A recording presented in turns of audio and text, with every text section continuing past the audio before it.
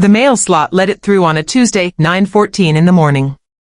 I know this because I was at my kitchen table, a client's balance sheet in front of me, when it landed. The security footage I pulled later has the timestamp. Inside, a certified letter from Whitmore and Crane, attorneys at law, informed me that I was the named primary beneficiary of the estate of Harold Eugene Callaway, my grandfather. He had died 6 weeks earlier. I was not told about the funeral until after it had already happened. $21,400,018. That number. That is the number my parents decided was worth more than I was. Welcome back to Family Revenge Stories New, the channel where quiet people keep the receipts and family learns that silence is not the same thing as surrender. If you've ever watched someone smile at you while moving your name off a document, this story is for you. Drop a comment, subscribe, and let me tell you what happened. My name is irrelevant. What matters is what I do for a living, because in this story my profession was not incidental. It was the entire mechanism of justice. I am an estate planning attorney. I have been for 11 years. I draft wills. I structure trusts. I sit across conference tables from people who are trying to protect what they built from the people they love and the people who love them only conditionally. I read documents the way other people read faces. I know what a will says. I know what it means. And I know with clinical precision the 17 ways a family can attempt to contest, circumvent, or quietly erase one. My grandfather, Harold, built his money the old way, 40 years in commercial real estate in the mid-Atlantic. A man who shook hands on deals and then went home and read the contract twice before signing. He was not warm in the way that photographs looked warm. He was warm in the way that a man who shows up is warm. He came to my law school graduation. He sent cards on my birthday, not texts, cards with handwritten notes that were always exactly 3 sentences. He asked questions and then actually waited for the answers. I was the only grandchild who called him back. My parents, my mother particularly, had a specific way of managing Harold. Attentive during the years his health declined. Helpful in ways that were visible. When Harold moved from his house into a senior living facility in 2019, it was my mother who coordinated the move, who selected the facility, who installed herself as the primary emergency contact. My father drove the truck. They took photographs of themselves helping him. Those photographs lived on my mother's Facebook page with captions like, "Family first, always." Harold called me the week after he moved in. He told me the facility was fine, but that the room smelled like someone else's life. I drove 3 hours to bring him his chess set and a lamp from his study. We played 2 games. He won both. I did not tell my parents I had been there. That was the arithmetic the family ran on. My parents performing care in public, me providing it in private, and Harold watching both and saying nothing. I did not understand then what he had been calculating. My grandfather died on a Sunday morning in March of last year. He was 81. I learned about it on a Wednesday from a neighbor of his old house who saw the obituary in the local paper and thought I should know. The obituary listed his survivors. My parents were named. I was not. I want to be precise about what I did and did not do in that moment. I did not call my parents. I did pull up the obituary on my laptop and screenshotted it at 6:47 p.m. on a Wednesday in March. I printed it. I put it in a folder. The funeral had been held the previous Saturday. 4 days before I found out he had died, there had been a reception. There had been flowers. There had been, I learned later from that same neighbor, a guest book. A cream-colored guest book with a blue ribbon that Harold's housekeeper of 15 years, a woman named Dolores, had brought because she thought it was what you did. My name was not in that guest book because I was not there. I was not there because no one told me my grandfather had died. I put the screenshot in the folder. I put the obituary in the folder. I labeled the folder with the date and Harold's full name, and I set it on my desk. Then I sat very still for a long time. My hands were flat on my desk. I noticed that. The letter from Whitmore and Crane came 6 weeks later. I called the number. I spoke to a junior associate who verified my identity and told me that senior partner Daniel Whitmore would like to meet with me at my earliest convenience to discuss the estate of Harold Eugene Callaway, of which I was the primary beneficiary. I did not let my voice change. I said Thursday works, thank you. I drove to that meeting on a Thursday morning in May. I wore the gray suit I wear to closings. I brought a notepad. I did not bring a folder, not yet. Daniel Whitmore was in his late 60s, a man who had clearly been in rooms like this one for decades, with a quality of stillness I recognized as professional courtesy extended to someone he expected to find devastated. He had a box on the corner of his desk. He had a will flagged with color-coded tabs. He had a trust instrument that was 47 pages long. Harold had retained Whitmore and Crane in 2018, 3 years before my parents moved him into that facility. He had drafted the will. He had established the trust. He had in 2021 amended both. The amendment was dated April 4, 2021. I have that date memorized. April 4, 2021 was 11 days after my mother installed herself as Harold's emergency contact at the facility. 11 days after she had taken those photographs. Harold had gone to see Daniel Whitmore in person on April 4, 2021 and revised his estate documents. The primary trust beneficiary, me. 100% of liquid assets and investment accounts totaling $17.2 million. The real property distributed through a separate instrument. The commercial portfolio appraised at $4.1 million to me with a specific carve-out for a parcel of land in Virginia that Harold had held since 1987, which he left to Dolores, his housekeeper, because as the will stated in his own words, she showed up when it mattered and asked for nothing. My parents were listed in the will. Harold had left them each $25,000 and a note. The note was in the box on the corner of Daniel Whitmore's desk. Daniel slid the box across the table. Inside was a sealed envelope, a chess piece, the Black Queen from the set I had brought to his room, and a photograph of the two of us at my law school graduation. On the back of the photograph in Harold's handwriting, she reads the fine print. Always has. I turned the photograph face down on the table. I did not open the note. Not yet. I asked Daniel to start from the beginning and tell me everything. He told me, my parents had contacted the facility in February of 2021 and begun the process of having Harold's decision-making capacity formally assessed, citing concerns about cognitive decline. The assessment had found Harold entirely competent. My parents had then attempted to arrange a meeting with Harold's previous estate attorney, not Whitmore, to discuss updating his documents. Harold, who had apparently been watching this unfold with his particular brand of quiet attention, had instead placed a call to Daniel Whitmore and transferred his legal representation. He had then, and this is the part one read 3 times, he had then instructed Daniel to document the timeline. Every contact from my parents, every inquiry, every attempt to access his financial records that came through the facility's administrative office. Daniel had a file. The file was 4 inches thick. I asked for a copy of everything.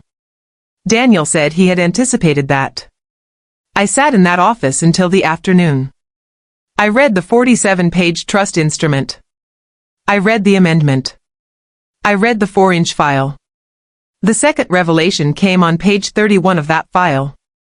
A letter Harold had written himself, notarized, describing in plain language what he believed was happening, what he had observed, and why he had made the choices he made.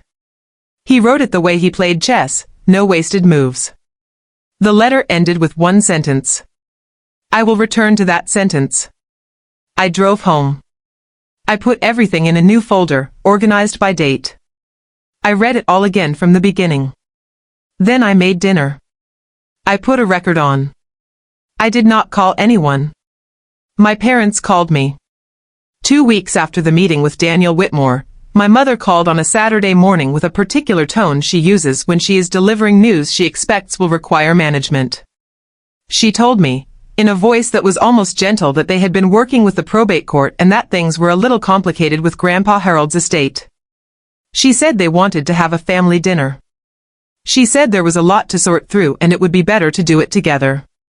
I said that sounded fine and asked what time. At dinner, My father sat at the head of the table and spoke about Harold's estate as if he were the executor.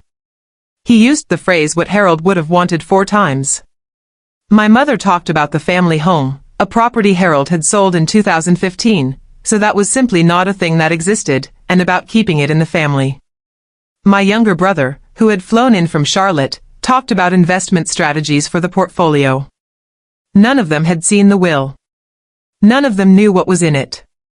They were building a structure around an assumption. I listened.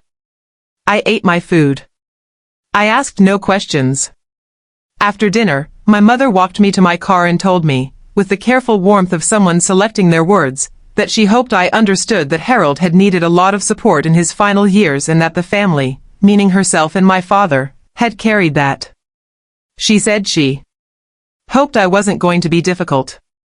I looked at her for a moment. I said, "Who called the facility in February of 2021 to have his competency assessed?" She said she didn't know what I was talking about. I said good night. I sat in my car in their driveway for 3 minutes. I called Daniel Whitmore's office and left a message for him to begin the notification process. Send the letters.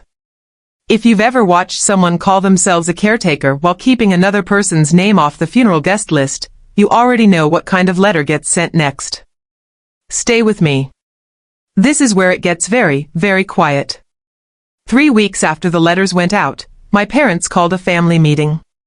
Not a dinner this time, a meeting in the living room of their house with my brother present and my mother's sister, my Aunt Renata, who had flown in from Florida. And Renata's husband Gerald, who had opinions about things he didn't understand and the confidence to voice them loudly. They called it a family meeting.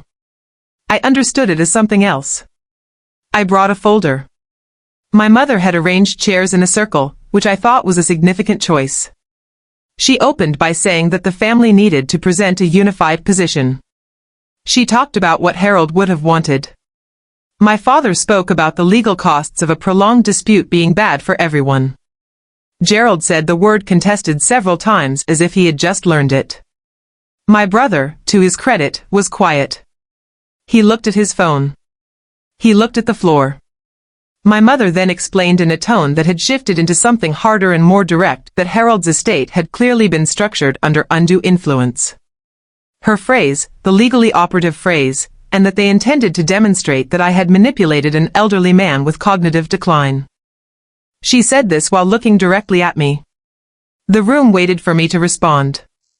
I said, "May I have the floor for a moment?" She gestured as if granting a favor.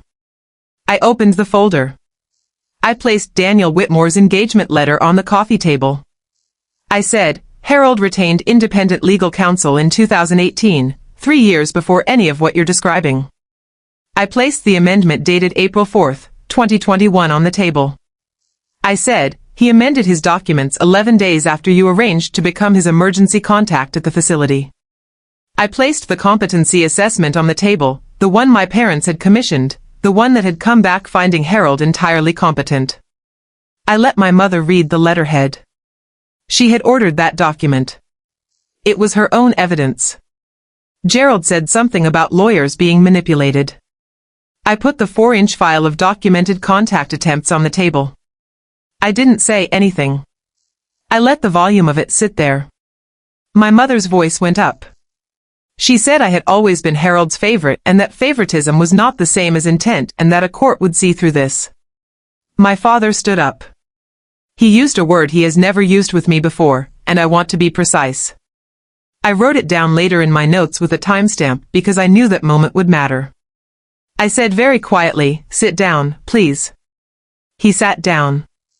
I took a single page out of the folder. Harold's letter. The one he had written himself and had notarized. I read one line from it. "I have watched my daughter-in-law manage my care the way a person manages a property they intend to sell. Not with love, but with a plan. I am not confused about the difference." The room was very quiet.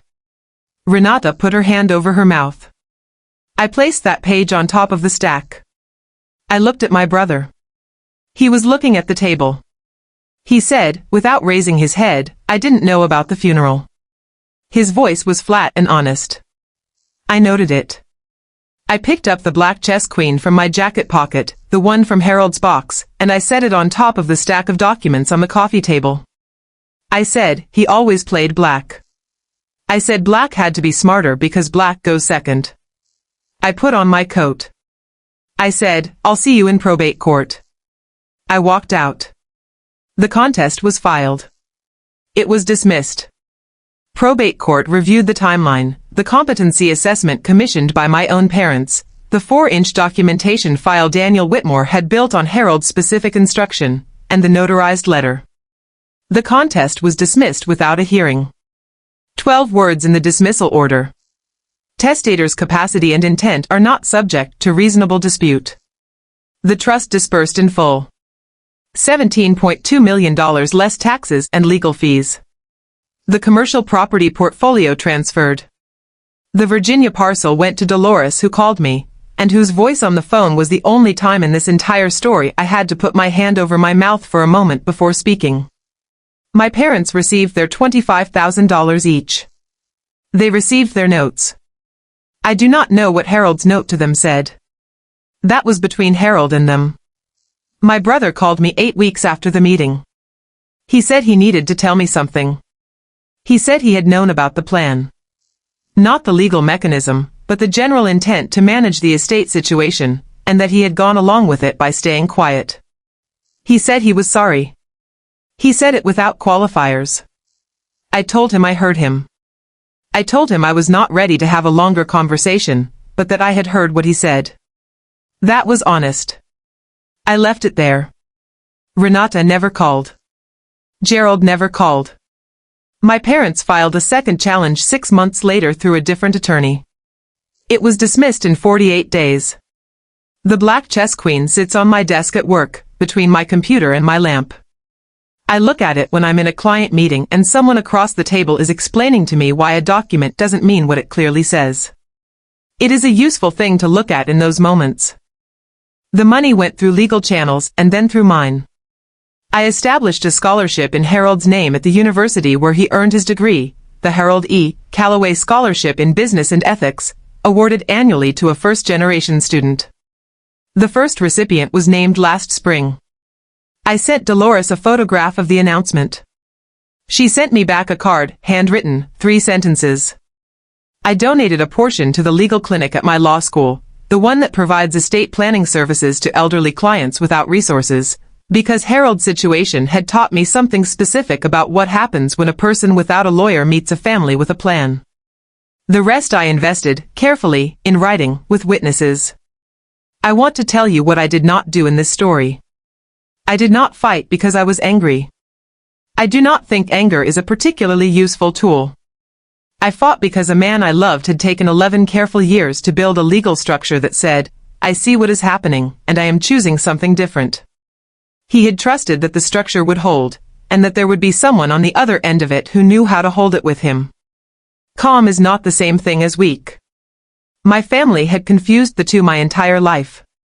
They mistook my quietness for compliance. They mistook my absence from their performances of care for indifference. They saw someone who didn't argue and assumed someone who would not act. Harold never confused those things. He read the fine print. He knew I read it, too. What they tried to take was not the money. The money was the mechanism.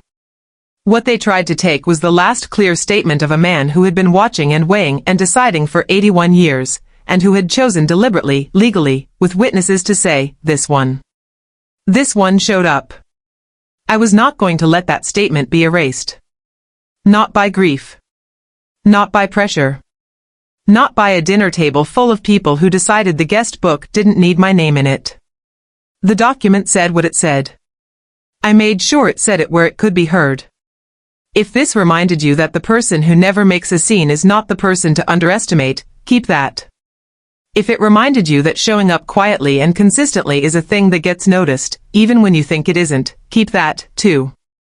Harold kept receipts. He just called them wills. If you want more stories about quiet people and the documents they leave behind, subscribe to Family Revenge Stories New. Drop a comment below. I read them. And if you know someone who needs to hear that calm is a strategy, not a surrender, send this to them. I'll see you in the next one.